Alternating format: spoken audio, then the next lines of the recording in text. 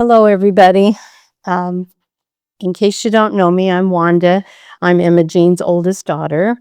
Um, and I can tell you, just looking over the crowd right now, seeing all this love and support from my mom is so humbling and inspiring. Our family would like to thank you for allowing us to share some memories of our mother. Mom is the heart of our family. She leaves a legacy of unconditional love and unwavering support. If any family member, immediate or extended, needed a place to land for a little while, and many of us did, we could count on Mom. She loved us, she listened to us, she dried our tears, gave us a great bed to sleep in, and cooked us great meals. She cared for her family with passion. She was fiercely loyal and protective of family. Mom lived her life with integrity. It was important to do the right thing, even when the right thing could be extremely uncomfortable. She prayed for us. Often she would share with me that, oh, I woke up again in the middle of the night, unable to sleep. And she would tell me how that she would just start down the list of all the family members and ask God to keep us safe. And I think all of us have benefited from those prayers. She had high expectations for each member of the family, and she expected us to love and support each other. She instilled this in her children at a young age. Here's a fun fact for you. As young children growing up, if we had squabbles with each other, and usually Lloyd was the mastermind, so those of you who know Lloyd, you can appreciate that. Her discipline was that we had to hug each other and say that we loved each other. I asked Mike last night, I says, do you remember this? And he said to me, he says, well, what I remember is we had to do some embarrassing things.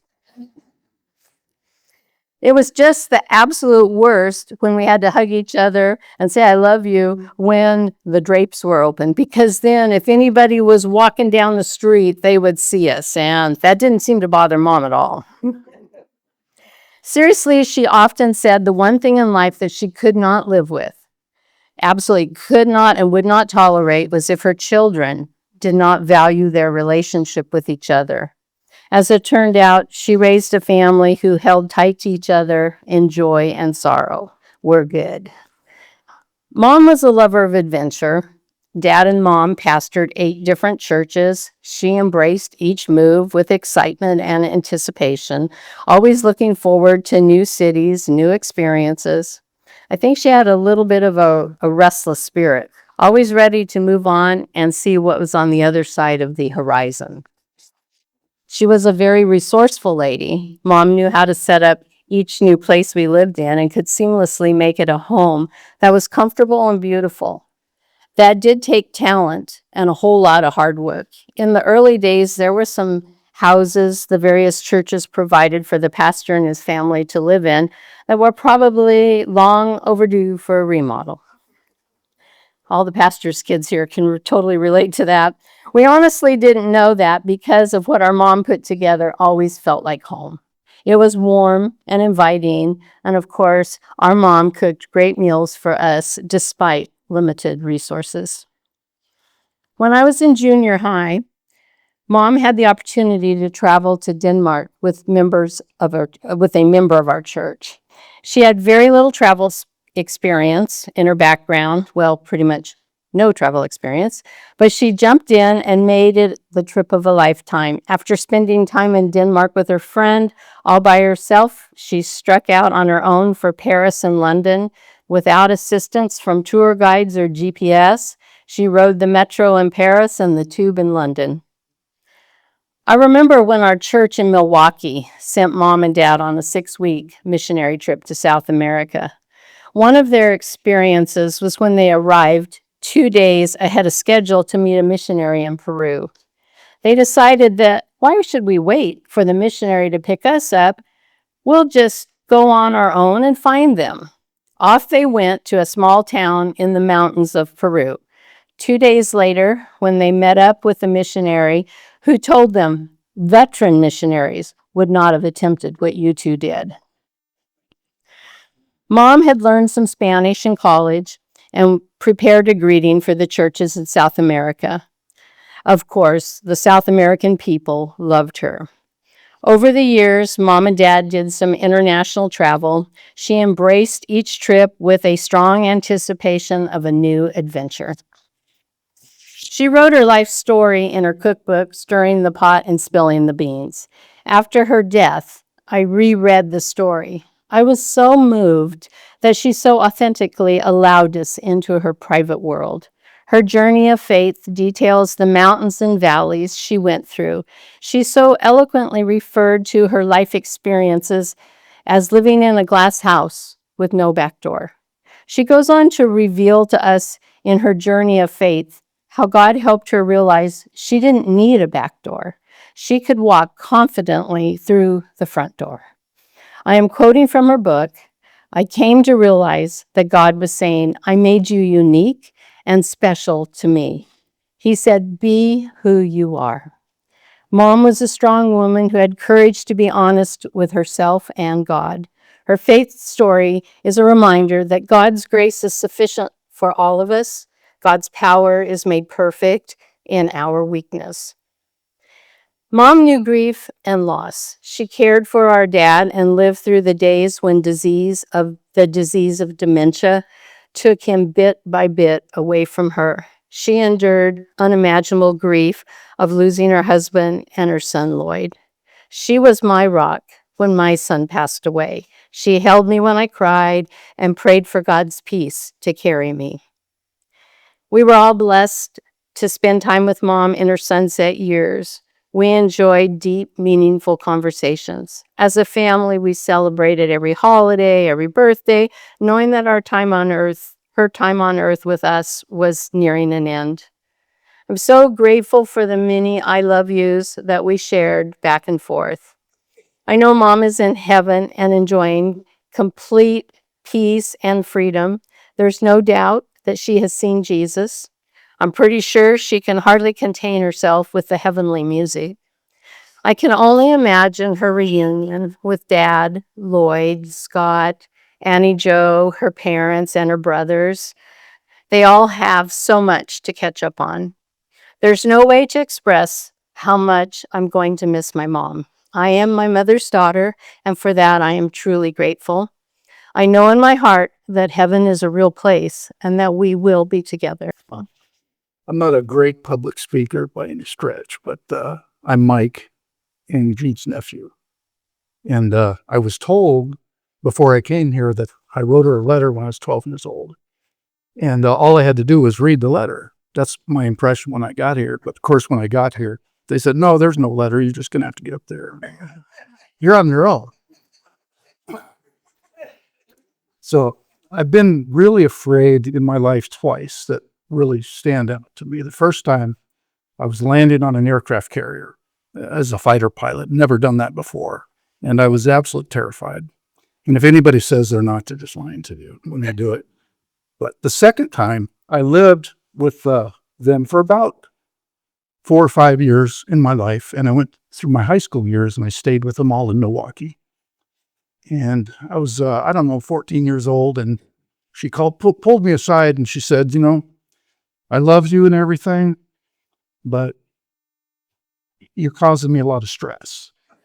And you're aware that the others I have to keep. Well, she didn't.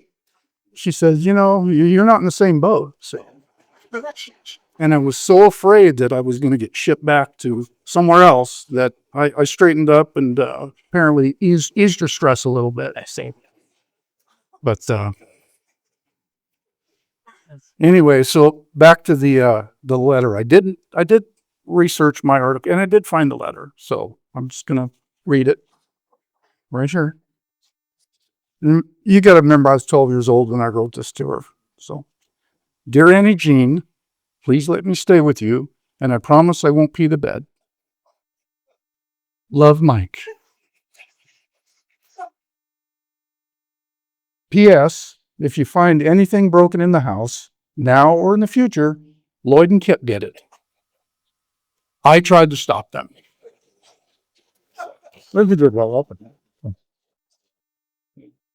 I loved her. She meant the world to me, and we're going to miss her. I'm the crier of the family. You all know that. Before her death, Mom and I talked a lot about what she would want for her memorial service.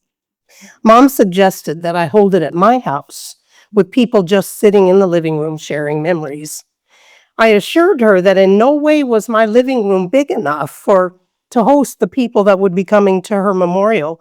She seemed amazed. I'm not sure she ever truly realized how loved and respected she was.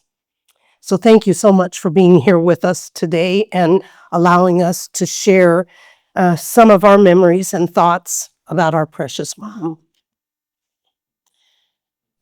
The next part that I'm going to share, I'm only sharing because Mom has already written about this in the cookbook and memoir that she wrote. So I don't believe that I'm breaking any secrets or anything, but I think it's important for how she lived her life and who she became.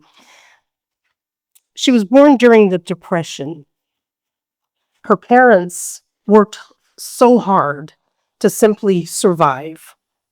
Nothing in their lives was easy, and her parents didn't have the coping skills to deal logically and peacefully with problems. Domestic abuse became a reality in Mom's home. She often sat in school, worried about her mother, afraid that more physical violence would occur while she was gone. All she wanted was to be free from fear and to see her family smile at one another. At age 16, Mom began attending a vibrant, loving church, and she became a Christian. It was not long before her parents began attending church with her. Her father eventually became a Christian, and he truly became a new creature in Christ. I only ever knew my grandpa as a kind, loving, jovial man. We all adored him. But the emotional trauma that my mom experienced during her early childhood would affect her for many years. It was while attending her newfound church that Mom would meet the man who would become her life partner of nearly 72 years. Neither Mom nor my dad had been raised in the church, and neither truly understand the job description for a minister and his wife. They were simply thrown into the deep end. My dad would later say that the first church business meeting he ever conducted was also the first church business meeting he ever attended. Mom truly tried to be the best pastor's wife that she could be. She wanted to do the right thing, and she wanted Dad to be proud of her. She desperately tried to live up to the nearly impossible standards and expectations that others set forth for her in those early years. She so wanted to imitate the pastors' wives that she admired so much, and she would try to be like them. However, there would be many years of intense struggle and personal growth before she truly came to understand, accept, and live in the truth that God simply wanted her to be the beautiful person He had created her to be. And what a beautiful, strong, resilient woman she was. One of my friends who's sitting in recently texted me some thoughts about my mother. One thing she said, I just have to share with you. She said, your mother would have been a very bad Stepford wife. And that's why I liked her. Music spoke to Mom's soul. It was in the first church that she attended that she began plunking out notes on the piano and teaching herself how to play.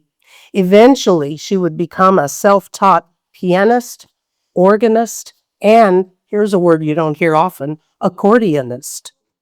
I think that accordion weighed more than she did. Mom shared her love of music with all of her children. Even during lean financial years, Mom found a way, through personal sacrifice, I'm sure, to pay for piano lessons for Wanda and me. During long car rides, she began teaching us to sing.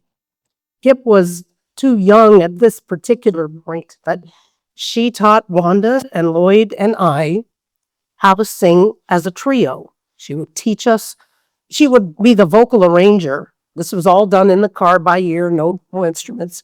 And she would teach us our parts. She was our vocal coach, and we were good.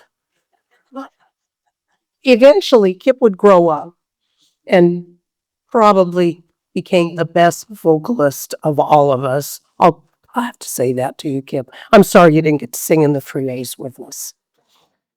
Oh.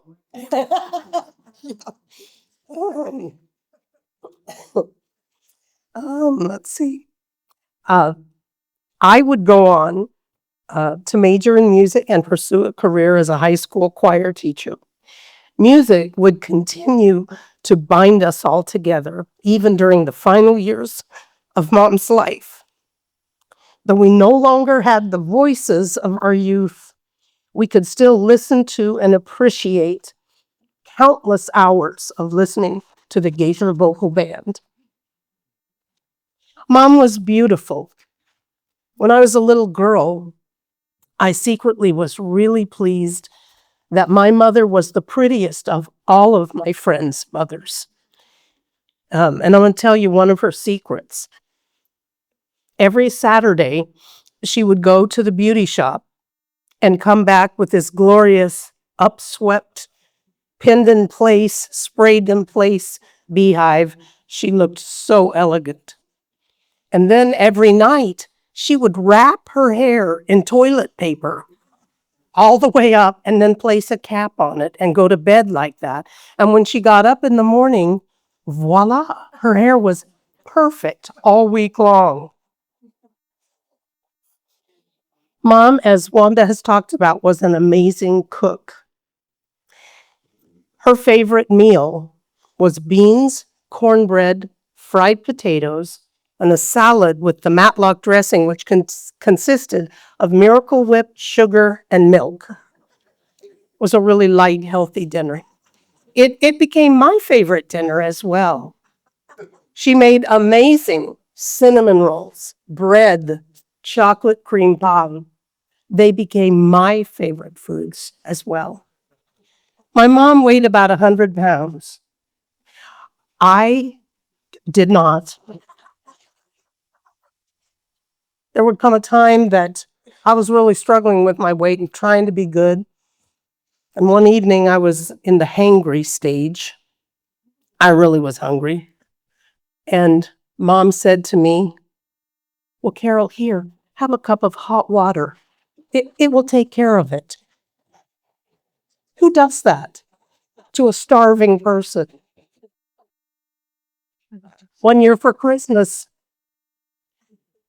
we had our family Christmas. We're sitting around the room and Wanda opens her present from Mom. It's a beautiful sweater. It's just beautiful. It comes time for me to open my present from Mom. Tear the paper off. When what through my wondering eyes should appear but a Suzanne Summers Thigh Master.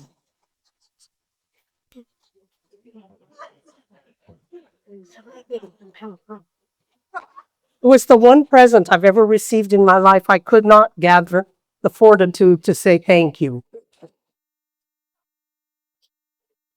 But Mom truly, as Wanda has already so eloquently stated, loved the family. Family was the priority for her. She knew that through her life, other things come and go, but your family is your rock and is everything. Mom was brave. She embraced new challenges throughout her life. In her 30s and 40s, she attended college classes whenever she could. In her 40s, she would travel, as Wanda has already said, to London and Paris on her own, No GPS. Can't drive to Fred Meyer without turning my GPS on. She was amazing. In her 50s, she learned how to ski. At 70, she would write her book, Stirring the Pot and Spilling the Beans. When she was 82, she got a smartphone. She learned how to text. At 88, she got a smart watch. In later years, as it became harder and harder for her to physically move, she would complain bitterly every time that stupid watch would ding and say, "Time to stand." At 77, Mom faced a diagnosis and treatment of breast cancer. And throughout her 80s, as Wanda has already said, she would show unlimited courage and compassion as she walked alongside her husband during his battle with dementia.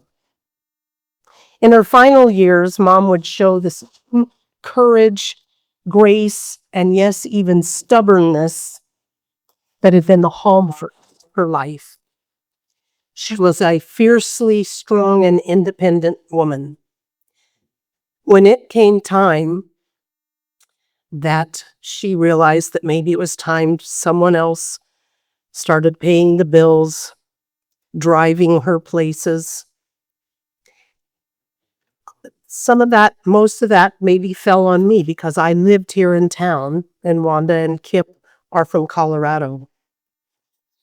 But I can only imagine the day that she realized that I was going to have to start paying her bills and balancing her checkbook. Because I only have a loose relationship with checkbooks being in balance. I think if the bank says you have this much money, I'm good with that. Let's go with that. That was not my mom, whose career was as a bookkeeper. And she's a perfectionist. I'm sure about this time, she's looking at me and really regretting giving me that time, Esther. Revenge is coming. I'll never forget the first month that I was balancing the checkbook, and she said, "Did it balance?" And I really wanted to lie to her.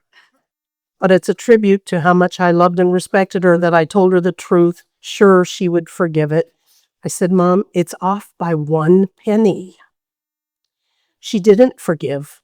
She made me find that penny, and it took me 3 hours.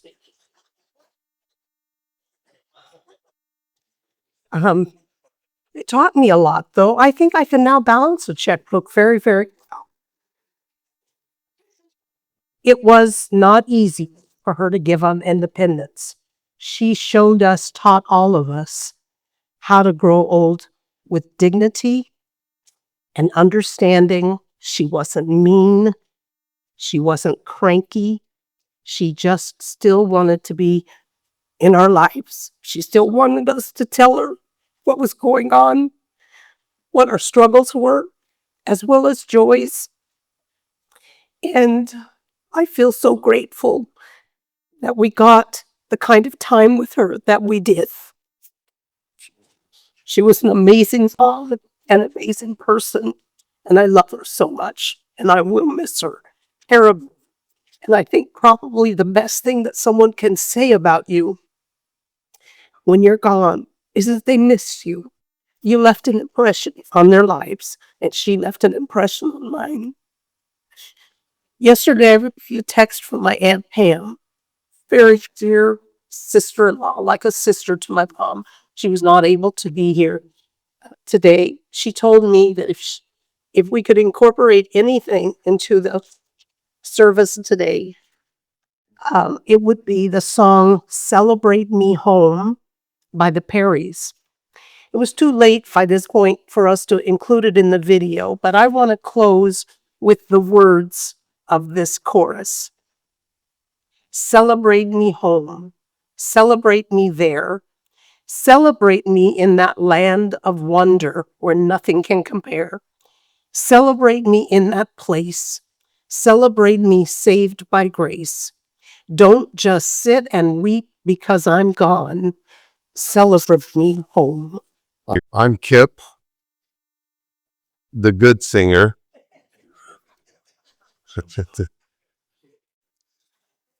I am going to read something here. Two hugely important members of our family are no longer with us. However, as we went through the process of clearing Mom's house, we found a large number of cards and letters that Mom had kept throughout these years. And today I would like to read some excerpts, writings that we discovered from my brother Lloyd and my dad. I know that they would have wanted to share with you the deep love and admiration they felt for Mom.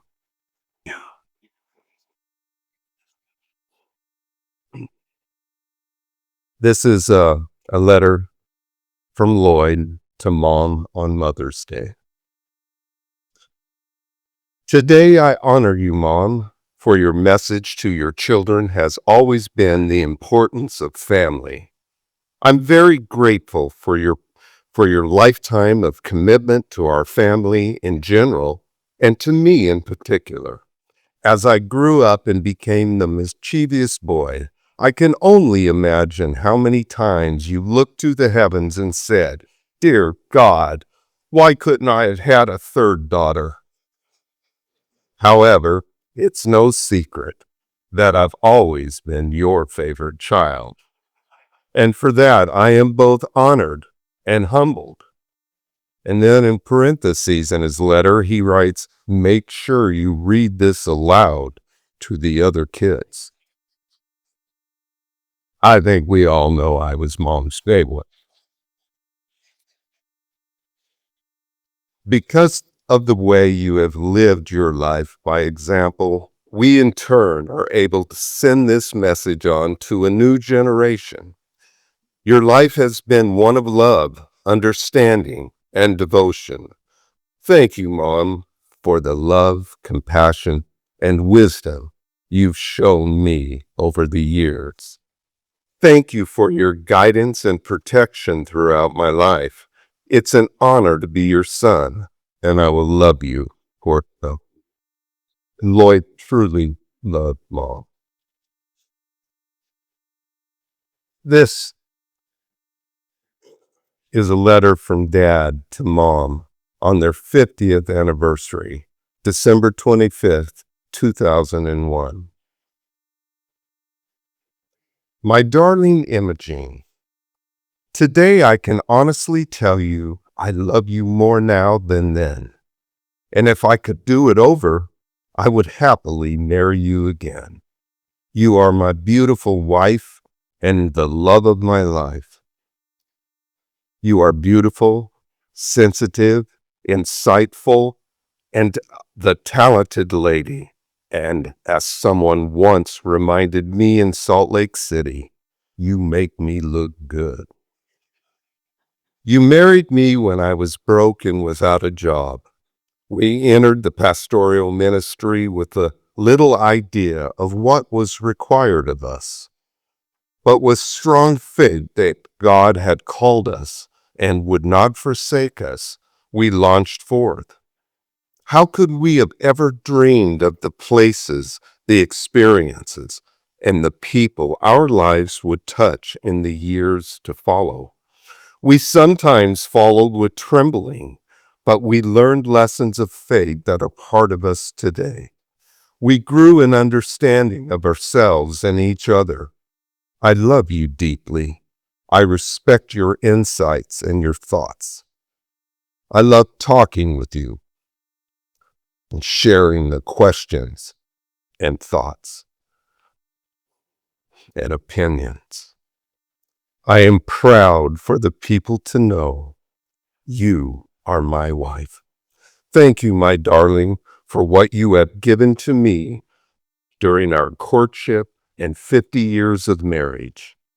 You have been a loving wife and a mother, a working woman, and a pastor's wife when your strength could have only come from God. You, EmmaJean, are the love of my life and the grand lady of our family.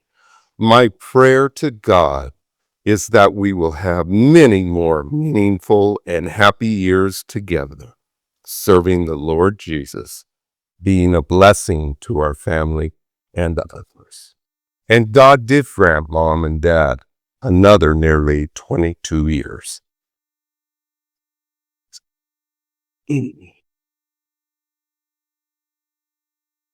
When I was thinking about what I wanted to share, I knew in my heart what I wanted to say. I wanted to listen to my other family members that have spoke here, what was important to them, and see if their thoughts were along mine. And they touched on every part of Mom's intelligence, her compassion and her love, her discipline of courage and strength. But what really made an impression in my world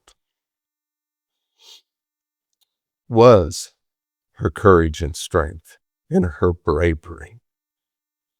I was trying to put that in words after Mom passed. I was speaking with Carol and telling her that I really felt, I don't know the right words, but I just was amazed at how strong and brave she was. And Carol just said one word. She said fierce. She was fierce. And when you consider how she came up and went into the ministry as an 18-year-old pastor's wife, with little or nothing with Dad financially, but growing every day in God's love and faith. That carried her on to be perhaps the strongest person I know. Now, I'm a stubborn person, and I'm sure I got it from my mom because she was more stubborn than me. Now, you probably, those of you that know our family, Carol and Wanda and Lloyd, Mike, very intelligent people, college, very strong in academics. But like Dad's letter said, that he appreciated the insight of my mother. Mom had the insight about me early on.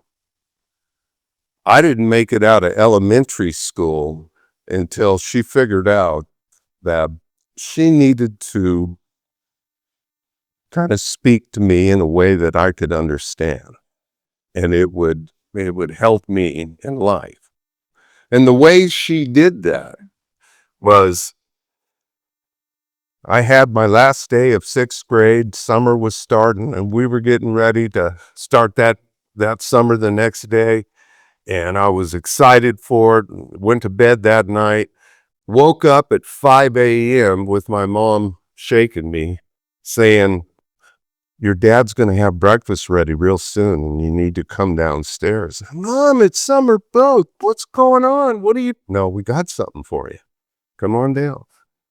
I went down, and sure enough, Dad was making breakfast, and I'm just, "What's up?" And they had decided that it was time for me to start helping paying my way. And they had set up for me to get on the berry picking bus at 6 a.m. And I needed to hurry and eat my breakfast, grab that lunch, and hustle on down to the bus stop because the bus was leaving and it wasn't going to leave without me. Long story short, I don't know anything about picking berries, and I didn't even know what that was about. But when I got there, I learned quickly that at 5 cents a pound, there was going to be no money made that day, especially from me. And so all day long, all I could do was think, how do I get out of this? What do I do? And, this is crazy. By then I'd learned how to mow lawns and pull weeds and stuff. And I put my very first business plan together. It was, hey, I can get out and I can get some lawn jobs. Yeah, I could do way better than this. And then, I gotta sell mom on this. How am I gonna sell mom on this? There's no way. And so sure enough, I got home, and after putting my first business plan together, I put my first business presentation together. And it was to mom, and she was a hard sell, but she gave me 1 week. She said, you got 1 week. And these are the goals for the summer that you got to do. And if you can pull that off, then you don't have to go back on the berry bus. And so, I never hustled. I never sold myself more than that week, getting lawn jobs and whatnot. And I was so proud of myself after that, because it was, I was just doing so much better than picking berries. And I was just kind of thinking to myself, oh boy, I showed her. And that years later down the road, I look back on that whole time, I didn't show her anything. That was mom showing me. She showed me because she knew how to speak to me. She knew how to reach me. And later in life, she had that same touch, whether it was on a phone or whether it was, coming to visit her. I visited her more and more, and her and dad, when dad was alive. And every chance I get, I try to start coming once a month and doing the visit. But as soon as I got home, I don't want to call her about, something personal or business or anything. Carol, I think, alluded to, she wanted to be part of our lives in every aspect. She didn't care if it was successes or failures. She had to be there. Her strength was amazing, and she knew how to reach me and how to talk to me. And I may not get it right there, but by the time I get on the plane and be heading back home, a phrase would drop in my mind that she had said to me, and that was, wow, yeah, maybe I do need to approach that different. Maybe I need a little more compassion. Maybe I need a little softer approach here. Maybe I need to handle it this way. And it would come to me later because she knew her children. She had that insight that Dad was talking about in her letter. More than that, she had an undying love for family. And that strength for her to carry on and be that woman under circumstances that she dealt with was amazing to me. And towards the end, after my father had passed away, I found myself wanting more and more conversations with her, mainly in person or on the phone when I couldn't.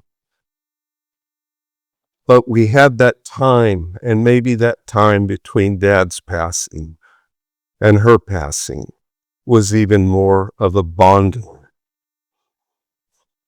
more closer relationship.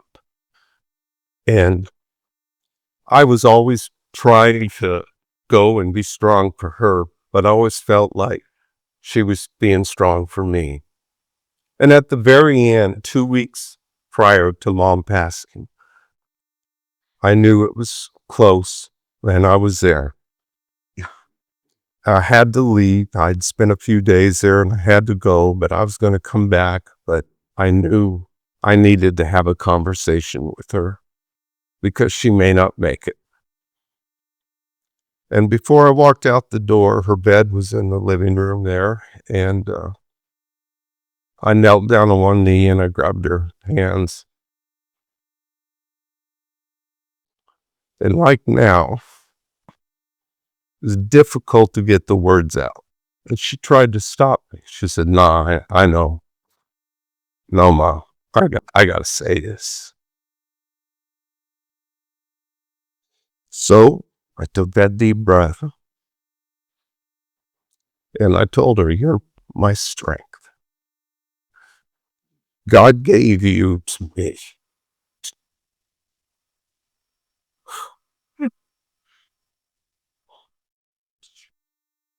to show me strength and courage." And then I prayed for her and held her hands tight and asked God to give her comfort, to give her that peace that passes our understanding during this time, to be with her in that way. And I wanted to be strong for her and let her know that I'm all right. Uh, I want you to be all right. And when I finished praying in a broken voice, she grabbed my hands back and she just started praying for me, and there was no broken voice. She was as strong. Her prayer covered everything, asking God to be with every step in my life, every decision. And there was no fear. And she knew death was imminent. She knew that. No fear. She was fearless.